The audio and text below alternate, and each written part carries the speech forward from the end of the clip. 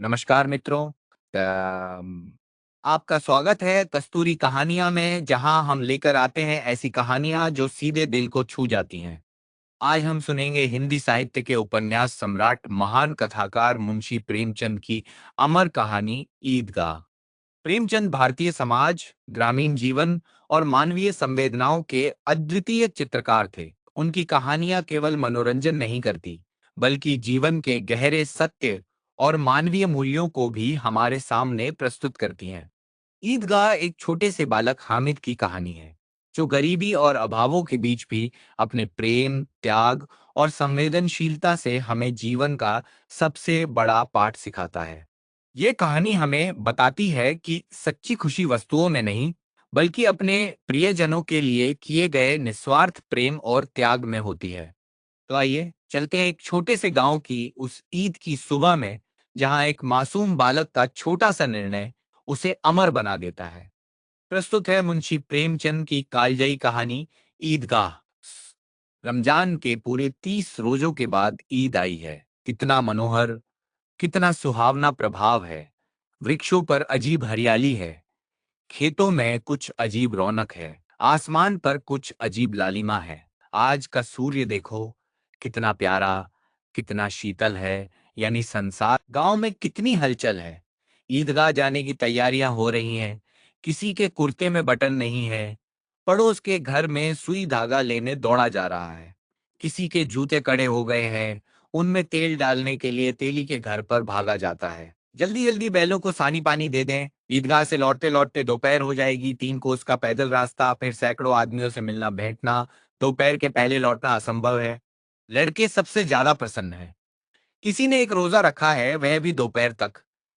किसी ने वह भी नहीं। लेकिन ईदगाह जाने की खुशी उनके हिस्से की चीज है। रोजे बड़े बूढ़ों के लिए होंगे, इनके लिए तो ईद है। रोज ईद का नाम रखते थे, आज वह आ गई।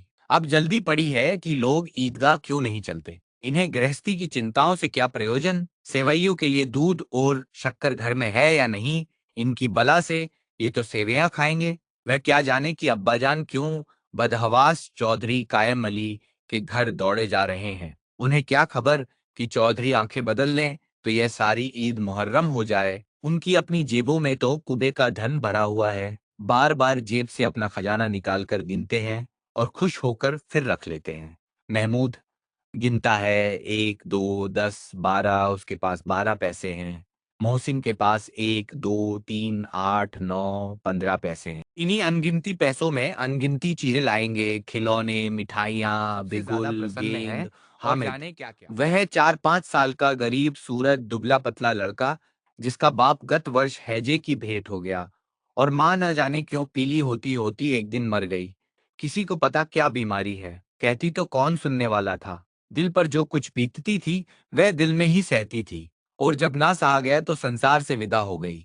अब हामिद अपनी बूढ़ी दादी अमीना की गोद में सोता है और उतना ही प्रसन्न है। उसके अब्बाजान रुपए कमाने गए हैं, बहुत सी थैलियां लेकर आएंगे। अम्मी जान अल्लाह मियाँ के घर से उसके लिए बड़ी अच्छी अच्छी चीजें लाने गई हैं, इसलिए हामिद प्रसन्न है। आशा तो बड़ी चीज है, और फिर बच्चों की आशा, उनकी कल्पना तो राई का पर्वत बना लेती है। हामिद के पाँव में जूते नहीं हैं, सिर पर एक पुरानी धुरानी टोपी है, जिसका गोटा काला पड़ गया है। फिर भी वह प्रसन्न है। जब उसके अब्बाजान थैलियां और अम्मी जान नियामतें लेकर आएंगी, तो वह दिल से अरमान निकाल लेगा। तब देखेगा मोहसिन, नूरे और सम्मी कहाँ से उतने पैसे निकालेंगे। अभागिन अमीना अपनी कुठरी में बैठी रो रही है। आज ईद का दिन, उसके घर में दाना नहीं। आज आबिद होता तो क्या इसी तरह ईद आती और चली जाती। इस अंधकार और निराशा में वह डूबी जा रही है। किसने बुलाया था इस निगोड़ी ईद को। इस घर में उसका काम नहीं। लेकिन हामिद, उसे किसी के मरने जीने से क्या मतलब। उसके अंदर प्रकाश है, बाहर आशा। विपत्ति अपना सारा दल बल लेकर आए, हामिद की आनंद भरी चितवन उसका विध्वंस कर देगी। हामिद भीतर जाकर दादी से कहता है, तुम डरना नहीं अम्मा, मैं सबसे पहले आऊंगा। बिल्कुल न डरना। अमीना का दिल कचोट रहा है। गांव के बच्चे अपने अपने बाप के साथ जा रहे हैं। हामिद का बाप अमीना के सिवा और कौन है। उसे कैसे अकेले मेले जाने दे। उस भीड़ भाड़ से बच्चा कहीं खो जाए तो क्या हो। नहीं, अमीना उसे यूं न जाने देगी। नन्ही सी जान, 3 कोस चलेगा कैसे। पैर में छाले पड़ जाएंगे, जूते भी तो नहीं है। वह थोड़ी थोड़ी दोपहर उसे गुद में ले लेती, लेकिन यहाँ सेवैयाँ कौन पकाएगा? पैसे होते तो लौटते लौटते सब सामग्री जमा करके चटपट बना लेती। यहाँ तो घंटों चीजें जमा करते लगेंगे, मांगे का ही तो भरोसा ठहरा। उस दिन फहीमन के कपड़े सिले थे, 8 आने पैसे मिले थे। उस अठन्नी को ईमान की तरह बचाती चली आती थी इसी ईद के लिए, लेकिन कल ग्वालन सिर पर सवार हो गई तो क्या करती? हामिद के लिए कुछ नहीं है तो 2 पैसे का दूध तो चाहिए ही। अब तो कुल 2 आने पैसे बच रहे हैं। 3 पैसे हामिद की जेब में, 5 अमीना के बटुए में। यही तो बिसात है और ईद का त्योहार। अल्लाह ही बेड़ा पार लगावे। धुवन और नाइन और मेहतरानी और चुड़िहारिन सभी तो आएंगी, सभी को सेवैयां चाहिए और थोड़ा किसी को आंखों नहीं लगता। किस किस से मुंह चुराएगी? और मुंह क्यों चुराए? साल भर का त्योहार है, जिंदगी खैरियत से रहे, उनकी तकदीर भी तो उसी के साथ है। बच्चे को खुदा सलामत रखे, ये दिन भी कट जाएंगे। गांव से मेला चला और बच्चों के साथ हामिद भी जा रहा था। कभी सबके सब दौड़कर आगे निकल जाते, फिर किसी पेड़ के नीचे खड़े होकर साथ वालों का इंतजार करते। ये लोग क्यों इतना धीरे धीरे चल रहे हैं? हामिद के पैरों में तो जैसे पर लग गए हैं। वे कभी थक सकता है? शहर का दामन आ गया, सड़क के दोनों ओर अमीरों के बगीचे हैं, पक्की 4 दीवारी बनी हुई है, पेड़ों में आम और लीचियां लगी हुई हैं। कभी कभी कोई लड़का कंकड़ी उठाकर आम पर निशान लगाता है, माली अंदर से गाली देता हुआ निकलता है। लड़के वहां से एक फरलांग पर हैं, खूब हंस रहे हैं, माली को कैसा उल्लू बनाया है। बड़ी बड़ी इमारतें आने लगी। ये अदालत है, ये कॉलेज है, ये क्लब, घर है। इतने बड़े कॉलेज में कितने लड़के पढ़ते होंगे? सब लड़के नहीं है जी, बड़े बड़े आदमी हैं सच। उनकी बड़ी बड़ी मूछें हैं, इतने बड़े हो गए अभी तक पढ़ने जाते हैं। न जाने कब तक पढ़ेंगे और क्या करेंगे इतना पढ़कर।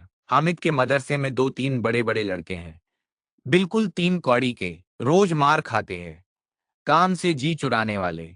इस जगह भी उसी तरह के लोग सुना है, यहाँ मुर्दों की खोपड़ियां दौड़ती हैं और बड़े बड़े तमाशे होते हैं, पर किसी को अंदर नहीं जाने देते। और वहां शाम को साहब लोग खेलते हैं, बड़े बड़े आदमी खेलते हैं, मूछो दाढ़ी वाले, और मेमे भी खेलती हैं।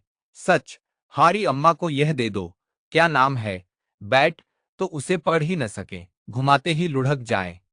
महमूद ने कहा, हमारी अम्मी जान का तो हाथ कांपने लगे, अल्लाह कसम। मोहसिन बोला, चलो, मनो आटा पीस डालती हैं, जरा सा बैट पकड़ लेंगी तो हाथ कांपने लगेंगे। सैकड़ों घड़े पानी रोज निकालती हैं, 5 घड़े तो तेरी भैंस पी जाती है। किसी मेम को एक घड़ा पानी भरना पड़े तो आंखों तले अंधेरा आ जाए। महमूद, लेकिन दौड़ती तो नहीं, उछल कूद तो नहीं सकती। मोहसिन, हाँ, उछल कूद तो नहीं सकती, लेकिन उस दिन मेरी गाय खुल गई थी और चौधरी के खेत में जा पड़ी थी। अम्मा इतना तेज दौड़ी कि मैं उन्हें न पा सका। सच। आगे चले। हलवाइयों की दुकानें शुरू हुई, आज खूब सजी हुई थी। इतनी मिठाइयां कौन खाता है? देखो ना, एक एक दुकान पर मनो होंगी। सुना है रात को जिन्नात आकर खरीद ले जाते हैं। अब्बा कहते थे कि आधी रात को एक आदमी हर दुकान पर जाता है और जितना माल बचा होता है वह तुलवा लेता है और सचमुच के रुपए देता है, बिल्कुल ऐसे ही रुपए। हामिद को यकीन ना आया, ऐसे रुपए जिन्नात को कहां से मिल जाएंगे? मोहसिन ने कहा, जिन्नात को रुपए की क्या कमी, जिस खजाने में चाहे चले जाएं, लोहे के दरवाजे तक उन्हें नहीं रोक सकते जनाब। आप हैं किस फे में? हीरे जवाहरात तक उनके पास रहते हैं, जिससे खुश हो गए उसे टोकरों जवाहरात दे दिए। अभी यहीं बैठे हैं, 5 मिनट में कलकत्ता पहुंच जाएं। हामिद ने फिर पूछा, जिन्नात बहुत बड़े बड़े होते हैं मोहसिन? एक एक सिर आसमान के बराबर होता है जी। जमीन पर खड़ा हो जाए तो उसका सिर आसमान से जा लगे, मगर चाहे तो एक लोटे में घुस जाए। हामिद, लोग उन्हें कैसे खुश करते होंगे? कोई मुझे यह मंतर बता दे तो एक जिन्न को खुश कर लूं। मोहसिन, अब ये तो मैं नहीं जानता, लेकिन चौधरी साहब के काबू में बहुत से जिन्नात हैं। कोई चीज चोरी जाए, चौधरी साहब उसका पता लगा देंगे और चोर का नाम बता देंगे। जुमराती का बछवा उस दिन खो गया था। 3 दिन हैरान हुए, कहीं ना मिला, तब झक मारकर चौधरी के पास गए। चौधरी ने तुरंत बता दिया, मवेशी खाने में है, और वहीं मिला। जिन्नत आकर उन्हें सारे जहान की खबर दे जाते हैं। अब उसकी समझ में आ गया कि चौधरी के पास क्यों इतना धन है और क्यों उनका इतना सम्मान है। आगे चले, ये पुलिस लाइन है, यही सब कांस्टेबल कवायद करते हैं। रेटन फाइफो रात को बेचारे घूम घूम कर पहरा देते हैं, नहीं चोरियां हो जाए। मोहसिन ने प्रतिवाद किया, ये कांस्टेबल पहरा देते हैं तभी तुम बहुत जानते हो। अजी हजरत, ये चोरी करते हैं, शहर के जितने चोर डाकू हैं सब इनसे मिले रहते हैं। रात को ये लोग चोरों से तो कहते हैं चोरी करो और आप दूसरे मोहल्ले में जाकर जागते रहो पुकारते हैं। तभी इन लोगों के पास इतने रुपए आते हैं। मेरे मामू एक थाने में कांस्टेबल हैं, 20 रुपया महीना पाते हैं, लेकिन 50 रुपए घर भेजते हैं, अल्लाह कसम। मैंने एक बार पूछा था कि मामू आप इतने रुपए कहाँ से पाते हैं? हंसकर कहने लगे बेटा अल्लाह देता है। फिर आप ही बोले हम लोग चाहें तो एक दिन में लाखों मार लाएं, हम तो इतना ही लेते हैं जिसमें अपनी बदनामी ना हो और नौकरी ना चली जाए। हामिद ने पूछा, ये लोग चोरी करवाते हैं तो कोई इन्हें पकड़ता नहीं। मोहसिन उसकी नादानी पर दया दिखाकर बोला, अरे पागल, इन्हें कौन पकड़ेगा?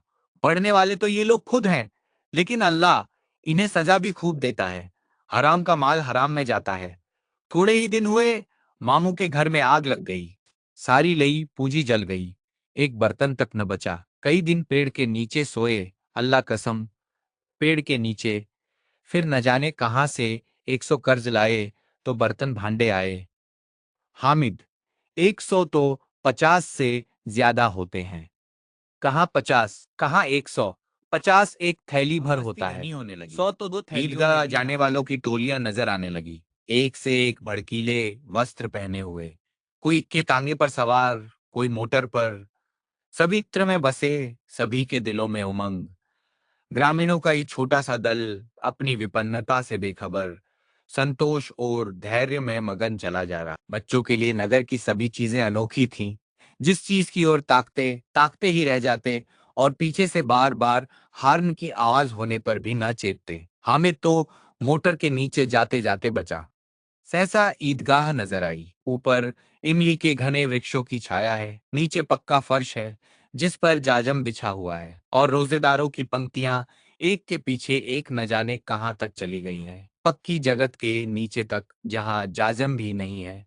नए आने वाले आकर पीछे की कतार में खड़े हो जाते हैं। आगे जगह नहीं है। यहाँ कोई धन और पद नहीं देखता। इस्लाम की निगाह में सब बराबर हैं। इन ग्रामीणों ने भी वजू किया और पिछली पंक्ति में खड़े हो गए। कितना सुंदर संचालन है, कितनी सुंदर व्यवस्था। लाखों सिर एक साथ सिजदे में झुक जाते हैं, फिर सबके सब एक साथ खड़े हो जाते हैं, एक साथ झुकते हैं और एक साथ घुटनों के बल बैठ जाते हैं। कई बार यही क्रिया होती है, जैसे बिजली की लाखों बत्तियां एक साथ प्रदीप्त हों और एक साथ बुझ जाएं, और यही क्रम चलता रहा। कितना अपूर्व दृश्य था, जिसकी सामूहिक क्रियाएं, विस्तार और अनंतता हृदय को श्रद्धा, गर्व और आत्मानंद से भर देती थी। मानो भ्रातृत्व का एक सूत्र इन समस्त आत्माओं को एक लड़ी में पिरोए हुए है। नमाज खत्म हुई है, लोग आपस में गले मिल रहे हैं, तब मिठाई और खिलौने की दुकान पर धावा होता है। ग्रामीणों का यह दल इस विषय में बालकों से कम उत्साही नहीं है। यह देखो, हिंडोला है, एक पैसा देकर चढ़ जाओ। कभी आसमान पर जाते हुए मालूम होगे, कभी जमीन पर गिरते हुए। ये चरखिए लकड़ी के हाथी, घोड़े, ऊंट छड़ों में लटके हुए हैं। एक पैसा देकर बैठ जाओ और 25 चक्करों का मजा लो। महमूद और मोहसिन और नूरे और सम्मी इन घोड़ों और ऊंटों पर बैठते हैं। हामिद दूर खड़ा है, 3 ही पैसे तो उसके पास हैं। अपने कोष का 1/3 जरा सा चक्कर खाने के लिए नहीं दे सकता। सब चरखियों से उतरते हैं, अब खिलौने लेंगे। इधर दुकानों की कतार लगी हुई है, तरह तरह के खिलौने हैं, सिपाही और गुजरिया, राजा और वकील, भिश्ती और धोबिन और साधु। वाह, कितने सुंदर खिलौने हैं। महमूद सिपाही लेता है, खाकी वर्दी और लाल पगड़ी वाला, कंधे पर बंदूक रखे हुए, मालूम होता है अभी कवायद किए चला आ रहा है। मोहसिन को भिश्ती पसंद आया, कमर झुकी हुई है, ऊपर मशक रखे हुए है, मशक का मुंह एक हाथ से पकड़े हुए है, कितना प्रसन्न है, शायद कोई गीत गा रहा है, बस मशक से पानी उड़ेलना ही चाहता है। नूरे को वकील से प्रेम है, कैसी विद्वमता है उसके मुख पर, काला चोगा, नीचे सफेद अचकन, अचकन के सामने एक जेब में घड़ी, सुनहरी जंजीर, एक हाथ में कानून का पोथा लिए हुए। मालूम होता है अभी किसी अदालत से जिरह या बहस किए चले आ रहे हैं। ये सब दो दो पैसे के खिलौने हैं। हामिद के पास कुल 3 पैसे हैं, इतने महंगे खिलौने वह कैसे ले? खिलौना कहीं हाथ से छूट पड़े तो चूर चूर हो जाए, जरा पानी पड़े तो सारा रंग घुल जाए। ऐसे खिलौने लेकर वह क्या करेगा, किस काम के? मोहसिन कहता है, मेरा भिश्ती रोज पानी दे जाएगा सांझ सवेरे। महमूद, और मेरा सिपाही घर का पहरा देगा, कोई चोर आएगा तो फौरन बंदूक से फायर कर देगा। नूरे, और मेरा वकील खूब मुकदमा लड़ेगा। सम्मी, और मेरी धोबिन रोज कपड़े धोएगी। हामिद, खिलौनों की निंदा करता है, मिट्टी ही के तो हैं, गिरे तो चकनाचूर हो जाएं। लेकिन ललचाई हुई आंखों से खिलौनों को देख रहा है और चाहता है कि जरा देर के लिए उन्हें हाथ में ले सकता। उसके हाथ अनायास ही लपकते हैं। लेकिन लड़के इतने त्यागी नहीं होते हैं, विशेषकर जब अभी नया शौक है। मिठाइयाँ आती हामिद हैं, ललचाता किसी ने रेवड़ियाँ ली हैं, किसी ने गुलाब जामुन, किसी ने सोहन हलवा, मजे से खा रहे हैं। हामिद बिरादरी से पृथक है। अभागे के पास 3 पैसे हैं, क्यों नहीं कुछ लेकर खाता? ललचाई आंखों से सबकी ओर देखता है। मोहसिन कहता है, हामिद रेवड़ी ले जा, कितनी खुशबूदार है। हामिद को संदेह हुआ ये केवल क्रूर विनोद है। मोहसिन इतना उदार नहीं है, लेकिन यह जानकर भी वह उसके पास जाता है। मोहसिन दोने से एक रेवड़ी निकालकर हामिद की ओर बढ़ाता है। हामिद हाथ फैलाता है। मोहसिन रेवड़ी अपने मुंह में रख लेता है। महमूद, नूरे और सम्मी खूब तालियां बजा बजा कर हंसते हैं। हामिद खिसिया जाता है। मोहसिन, अच्छा, अब की जरूर देंगे हामिद, अल्लाह कसम, ले जाओ। हामिद, रखे रहो, क्या मेरे पास पैसे नहीं है? सम्मी, 3 ही पैसे तो हैं, 3 पैसे में क्या क्या लोगे?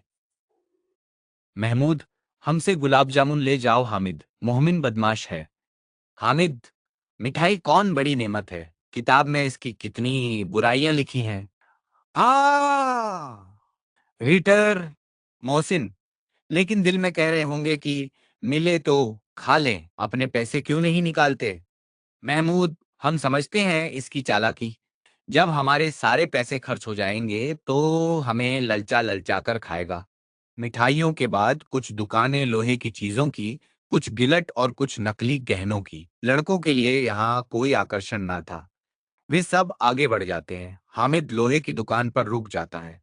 कई चिमटे रखे हुए थे। उसे ख्याल आया दादी के पास चिमटा नहीं है। तवे से रोटियां उतारती हैं तो हाथ जल जाता है। अगर वह चिमटा ले जाकर दादी को दे दे तो वह कितना प्रसन्न होंगी। फिर उनकी उंगलियां कभी ना जलेंगी। घर में एक काम की चीज हो जाएगी। खिलौने से क्या फायदा, व्यर्थ में पैसे खराब होते हैं। जरा देर ही तो खुशी होती है, फिर तो खिलौने को कोई आंख उठाकर नहीं देखता। ये तो घर पहुंचते पहुंचते टूट फूट बराबर हो जाएंगे। या छोटे बच्चे जो मेले में नहीं आए हैं जिद करके ले लेंगे और तोड़ डालेंगे। चिमटा कितने काम की चीज है। रोटियां तवे से उतार लो, चूल्हे में सेक लो। कोई आग मांगने आए तो चटपट चूल्हे से आग निकाल कर उसे दे दो। अम्मा बेचारी को कहाँ फुर्सत है कि बाजार आए, और इतने पैसे ही कहाँ मिलते हैं, रोज हाथ जला लेती हैं। हामिद के साथी आगे बढ़ गए हैं। सभी पर सब के सब शरबत पी रहे हैं। देखो सब कितने लालची हैं। इतनी मिठाइयाँ ली, मुझे किसी ने एक भी न दी। उस पर कहते हैं मेरे साथ खेलो, मेरा यह काम करो। अब अगर किसी ने कोई काम करने को कहा तो पूछूंगा। खाए मिठाइयाँ, आप मुंह सड़ेगा, फोड़े फुंसियाँ निकलेंगी, आप ही जबान चटोरी हो जाएगी। तब घर से पैसे चुराएंगे और मार खाएंगे। किताब में झूठी बातें थोड़े ही लिखी हैं, मेरी जबान क्यों खराब होगी? अम्मा चिमटा देखते ही दौड़कर मेरे हाथ से ले लेंगी और कहेंगी मेरा बच्चा अम्मा के लिए चिमटा लाया है, कितना अच्छा लड़का है। इन लोगों के खिलौने पर कौन इन्हें दुआएं देगा? बड़ों की दुआएं सीधे अल्लाह के दरबार में पहुंचती हैं और तुरंत सुनी जाती हैं। मेरे पास पैसे नहीं हैं, तभी तो मोहसिन और महमूद यो मिजाज दिखाते हैं। मैं भी इनसे मिजाज दिखाऊंगा, खेले खिलौने और खाए मिठाइयाँ। मैं नहीं खेलता खिलौने, किसी का मिजाज क्यों सहूं? मैं गरीब सही, किसी से कुछ मांगने तो नहीं जाता। आखिर अब्बा जान कभी ना कभी आएंगे, अम्मा भी आएंगी ही। फिर इन लोगों से पूछूंगा कितने खिलौने लोगे। एक एक को टोकरियों खिलौने दूं और दिखा दूं कि दोस्तों के साथ इस तरह का सलूक किया जाता है। ये नहीं कि एक पैसे की एवड़िया ली तो चिढ़ा चिढ़ा कर खाने लगे। सबके सब खूब हंसेंगे कि हामिद ने चिमटा लिया है। हंसे मेरी वजह से। उसने दुकानदार से पूछा, ये चिमटा कितने का है? दुकानदार ने उसकी ओर देखा और कोई आदमी साथ ना देखकर कहा, तुम्हारे काम का नहीं है जी। बिकाऊ है कि नहीं? बिकाऊ क्यों नहीं है? और यहाँ क्यों लाद लाए हैं? तो बताते क्यों नहीं? क्या पैसे का है? 6 पैसे लगेंगे। हामिद का दिल बैठ गया। ठीक ठीक 5 पैसे लगेंगे। लेना हो लो, नहीं चलते बनो। कलेजा मजबूत हामिद ने करके कहा, 3 पैसे लोगे? यह कहता हुआ वह आगे बढ़ गया कि दुकानदार की घुड़कियां न सुने। लेकिन दुकानदार ने घुड़कियां नहीं दी, बुलाकर चिमटा दे दिया। हामिद ने उसे इस तरह कंधे पर रखा मानो बंदूक है और शान से अकड़ता हुआ संगियों के पास आया। जरा सुने सबके सब क्या क्या आलोचनाएं करते हैं। मोहसिन ने हंसकर कहा, यह चिमटा क्यों लाया पगले? इसे क्या करेगा? हामिद ने चिमटे को जमीन पर पटक कर कहा, जरा अपना भिश्ती जमीन पर गिरा दो, सारी पसलियां चूर चूर हो जाएं बच्चों की। महमूद बोला, तो ये चिमटा कोई खिलौना है? हामिद, खिलौना क्यों नहीं है? अभी कंधे पर रखा, बंदूक हो गई, हाथ में ले लिया, फकीरों का चिमटा हो गया। चाहूं तो इससे मजीरे का काम ले सकता हूं। एक चिमटा जमा दूं तो तुम लोगों के सारे खिलौनों की जान निकल जाए। तुम्हारे खिलौने कितना ही जोर लगाएं, मेरे चिमटे का बाल भी बांका नहीं कर सकते। मेरा बहादुर शेर है चिमटा। सम्मी ने खंजरी ली थी, प्रभावित होकर बोला, मेरी खंजरी से बदलोगे? 2 आने की है। हामिद ने खंजरी की ओर उपेक्षा से देखा। मेरा चिमटा चाहे तो तुम्हारी खंजरी का पेट फाड़ डाले। बस एक चमड़े की झिल्ली लगा दी। ढब ढब बोलने लगी। जरा सा पानी लग जाए तो खत्म हो जाए। मेरा बहादुर चिमटा आग में, पानी में, आंधी में, तूफान में बराबर डटा खड़ा रहे। चिमटे ने सभी को मोहित कर लिया। अब पैसे किसके पास धरे हैं? फिर मेले से दूर निकल आए हैं। 9 कब के बज गए। धूप तेज हो रही है, घर पहुंचने की जल्दी हो रही है। बाप से जिद भी करें तो चिमटा नहीं मिल सकता। हामिद है बड़ा चालाक, इसीलिए बदमाश ने अपने पैसे बचा रखे थे। अब बालकों के 2 दल हो गए हैं। मोहसिन, महमूद, सम्मी और नूरे एक तरफ है।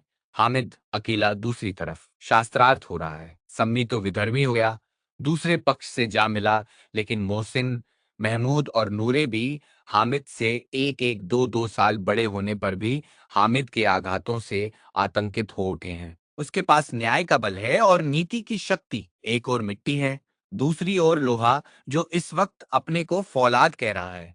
वह अजय है, घातक है। अगर कोई शेर आ जाए तो मियाँ भिश्ती के छक्के छूट जाएं, मियाँ सिपाही मिट्टी की बंदूक छोड़कर भागें, वकील साहब की नानी मर जाए, चोगे में मुंह छिपाकर जमीन पर लेट जाएं। मगर यह चिमटा, यह बहादुर, यह रुस्तमे हिंद लपक कर शेर की गर्दन पर सवार हो जाएगा और उसकी आंखें निकाल लेगा। मोहसिन ने एड़ी चोटी का जोर लगाकर कहा, अच्छा, पानी तो नहीं भर सकता। हामिद ने चिमटे को सीधा खड़ा करके कहा, भिश्ती को एक डांट पकाएगा तो दौड़ा हुआ पानी लाकर उसके द्वाडर पर छिड़कने लगेगा। मोहसिन परास्त हो गया। पर महमूद ने कुमुक पहुंचाई, अगर बच्चा पकड़ जाए तो अदालत में बंधे बंधे फिरेंगे, तब तो वकील साहब के पैरों पड़ेंगे। हामिद इस प्रबल तर्क का जवाब न दे सका। उसने पूछा, हमें पकड़ने कौन आएगा? नूरे ने अकड़ कर कहा, ये सिपाही बंदूक वाला। हामिद ने मुंह चिढ़ाकर कहा, ये बेचारे हम बहादुर रुस्तमे हिंद को पकड़ेंगे। अच्छा लाओ, अभी जरा कुश्ती हो जाए, इसकी सूरत देखकर दूर से भागेंगे। पकड़ेंगे क्या बेचारे? मोहसिन को एक नई चोट सूझ गई। तुम्हारे चिमटे का मुंह रोज आग में जलेगा। उसने समझा था कि हामिद लाजवाब हो जाएगा, लेकिन ये बात ना हुई। हामिद ने तुरंत जवाब दिया, आग में बहादुर ही कूदते हैं जनाब। तुम्हारे यह वकील, सिपाही और भिश्ती लौंडियों की तरह घर में घुस जाएंगे। आग में कूदना वह काम है जो यह रुस्त में हिंद ही कर सकता है। महमूद ने एक जुल लगाया, वकील साहब कुर्सी रिच पर बैठेंगे, तुम्हारा चिमटा तो बावर्ची खाने में जमीन पर पड़ा रहेगा। इस तर्क ने सम्मी और नूरे को भी सजीव कर दिया। कितने ठिकाने की बात कही है पट्टे ने। चिमटा बावर्ची खाने में पड़ा रहने के सिवा और क्या कर सकता है? हामिद को कोई फड़कता हुआ जवाब न सूझा तो उसने धांधली शुरू की, मेरा चिमटा बावर्ची खाने में नहीं रहेगा। वकील साहब कुर्सी पर बैठेंगे तो जाकर उन्हें जमीन पर पटक देगा कुछ बनी और नहीं, उनका खांसी कानून गाली उनके गलौज पेट में थी, डाल लेकिन देगा। कानून को पेट में डालने वाली बात छा गई। ऐसी छा गई कि तीनों सुरमा मुंह ताकते रह गए, मानो कोई ढेलचा कनकौआ किसी गंडे वाले कनकोए को काट गया हो। कानून मुंह से बाहर निकलने वाली चीज है। उसको पेट के अंदर डाल दिया जाना बेतुकी सी बात होने पर भी कुछ नयापन रखती है। हामिद ने मैदान मार लिया। उसका चिमटा रुस्त में हिंद है। अब इसमें मोहसिन, महमूद, नूरे, सम्मी किसी को भी आपत्ति नहीं हो सकती। विजेता को हारने वालों से जो सत्कार मिलना स्वाभाविक है, वह हामिद को भी मिला। औरों ने 3-3, 4-4 आने पैसे खर्च किए, पर कोई काम की चीज ना ले सके। हामिद ने 3 पैसे में रंग जमा लिया। सच ही तो है, खिलौनों का क्या भरोसा, टूट फूट जाएंगे। हामिद का चिमटा तो बना रहेगा बरसों। संधि की शर्तें तय होने लगी। मोहसिन ने कहा, जरा अपना चिमटा दो, हम भी देखें। तुम हमारा बिश्ती लेकर देखो। महमूद और नूरे ने भी अपने अपने खिलौने पेश किए। हामिद को इन शर्तों को मानने में कोई आपत्ति न थी। चिमटा बारी बारी से सबके हाथ में गया और उनके खिलौने बारी बारी से हामिद के हाथ में आए। कितने खूबसूरत खिलौने हैं। हामिद ने हारने वालों के आंसू पोंछे। मैं तुम्हें चिढ़ा रहा था, सच। यह चिमटा भला इन खिलौनों की क्या बराबरी करेगा, मालूम होता है। अब बोले, अब बोले। लेकिन मोहसिन की पार्टी को इस दिलासे से संतोष नहीं होता। चिमटे का सिक्का खूब बैठ गया है। चिपका हुआ टिकट अब पानी से नहीं छूट रहा है। मोहसिन, लेकिन इन खिलौनों के लिए कोई हमें दुआ तो न देगा? महमूद, दुआ को लिए फिरते हो, उल्टे मार ना पड़े। अम्मा जरूर कहेंगी कि मेले में यही मिट्टी के खिलौने मिले। हामिद को स्वीकार करना पड़ा कि खिलौनों को देखकर किसी की माँ इतनी खुश ना होंगी जितनी दादी चिमटे को देखकर होंगी। 3 पैसों ही में तो उसे सब कुछ करना था और उन पैसों के इस उपयोग पर पछतावे की बिल्कुल जरूरत ना थी। फिर अब तो चिमटा रुस्त में हिंद है और सभी खिलौनों का बादशाह। रास्ते में महमूद को भूख लगी। उसके बाप ने केले खाने को दिए। महमूद ने केवल हामिद को साझी बनाया। उसके अन्य मित्र मुंह ताकते रह गए। यह उस चिमटे का प्रसाद था। थ्री 11 बजे गांव में हलचल मच गई। मेले वाले आ गए। मोहसिन की छोटी बहन ने दौड़कर भिश्ती उसके हाथ से छीन लिया और मारे खुशी के जा उछली तो मियाँ भिश्ती नीचे आ रहे और सुरलोक सिधारे। इस पर भाई बहन में मारपीट हुई। दानों खूब रोए। उनकी अम्मा यह शोर सुनकर बिगड़ी और दोनों को ऊपर से 2-2 चांटे और लगाए।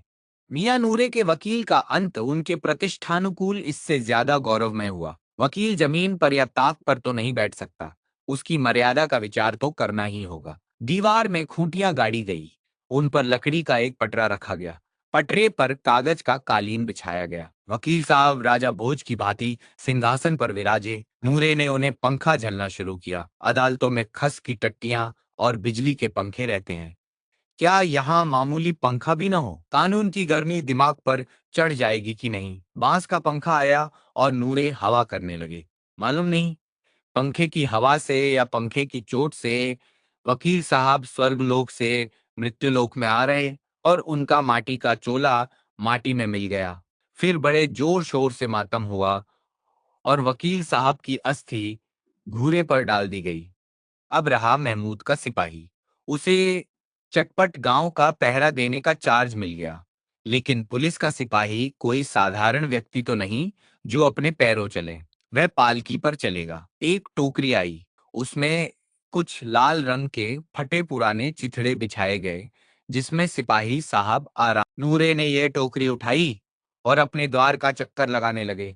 उनके दोनों छोटे भाई सिपाही की तरह छोने वाले जागते लहो पुकारते चलते हैं, मगर रात तो अंधेरी ही होनी चाहिए। महमूद को ठोकर लग जाती है। टोकरी उसके हाथ से छूटकर गिर पड़ती है और मियाँ सिपाही अपनी बंदूक लिए जमीन पर आ जाते हैं और उनकी एक टांग में विकार आ जाता है।